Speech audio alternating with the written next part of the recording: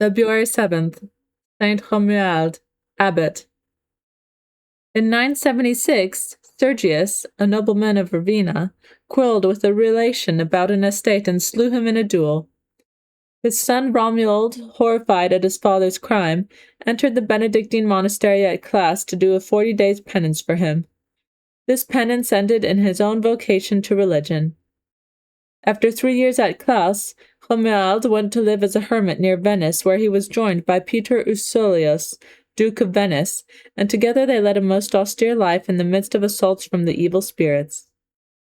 Saint Romuald founded many monasteries, the chief of which was that at Camaldoli, a wild desert place where he built a church which he surrounded with a number of separate cells for the solitaries who lived under his rule. His disciples were hence called Camaldoles, and he is said to have seen here a vision of a mystic ladder and his white-clothed monks ascending by it to heaven. Among his first disciples were Saints Aldebert and Boniface, apostles of Russia, and Saints John and Benedict of Poland, martyrs for the faith. He was an intimate friend of the Emperor Saint Henry, and was reverenced and consulted by many great men of his time.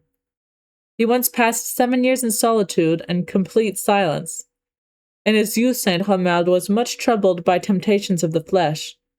To escape them, he had recourse to hunting, and in the woods first conceived his love for solitude.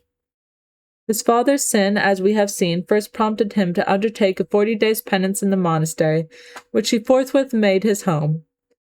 Some bad example of his fellow monks induced him to leave them and adopt the solitary mode of life. The penance of Urselius, who had obtained his power wrongly, brought him his first disciple. The temptations of the devil compelled him to his severe life, and finally, the persecutions of others were the occasion of his settlement at Camaldoli and the foundation of his order. He died as he had foretold 20 years before, alone in his monastery of Valcastro on the 19th of June, 1027. Reflection.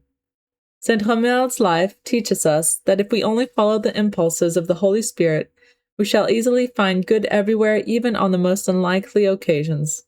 Our own sins, the sins of others, their ill will against us, or our own mistakes and misfortunes are equally capable of leading us with softened hearts to the feet of God's mercy and love. Amen.